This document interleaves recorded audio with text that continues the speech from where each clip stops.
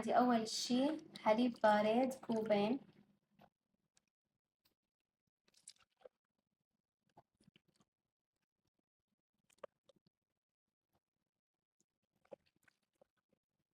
نضيف فوقهم معلقة كبيرة سكر بودرة ومعلقتين كبار كمان حليب بودرة.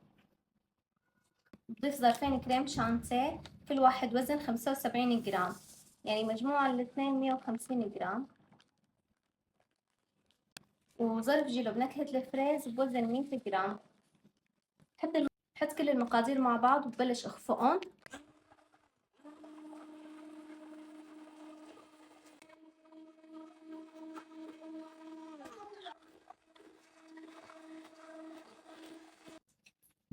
هذا هو القوام المطلوب عنا للايس كريم. في عنا هذا القالب، اذا مو متوفر عنا فينا نحطهم شوي وين ميمي بحي اللجات بيركس الموجود عنا المتوفر. هلا بنبلش شو بنحط؟ بسكويتات بنصفهم على الوش تحتاني.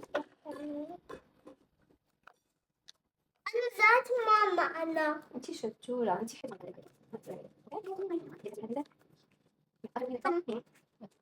لا أفكر في الهيك. هلا بنحط فوق ميمي الايس كريم. آيس كريم شو طيبة. يلا شو طيبة؟ شهية. شهية؟ نحن نحبهم طابين.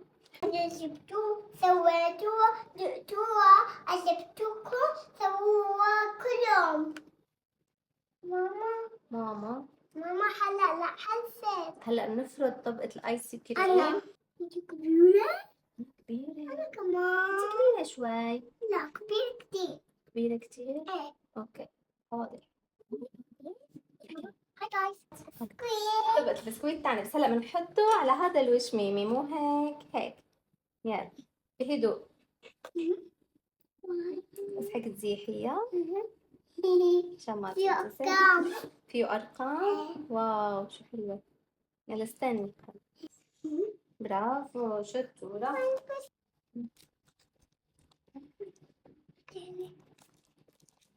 يلا آخر واحدة مين؟ آخر واحدة مين؟ ماما. وهيك بتكون صارت ساندويش الآيس كريم. وهلأ بنغلفها. وين بنحطها ميمي؟ بالثلاجة. وين بنحطها هلأ ميمي؟ بالثلاجة. ومنسكرها مشان ما يشكل عنا بقلب حبيبات ثلج، مشان تضل كريمية عنا. فوق كمان. وهي الايس كريم بعد ما طلعتها من الثلاجة تركتها بالثلاجة ليلة كاملة او 12 ساعة اقل شي.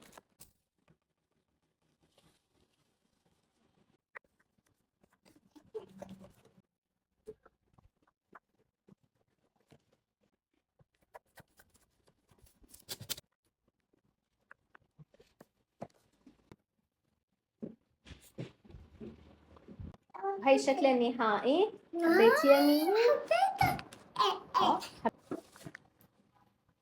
مين بده ياكل ايس كريم ميمي؟ أنا بس حليب ضيف لا. ضيفي اسلام. واو حبيتها. حبيتيها؟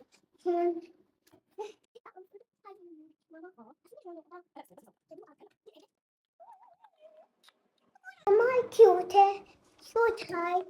ثانك يو. وهي الايس كريم كثير كريمية ومتماسكة لانه تركتها ليلة كاملة بالثلاجة.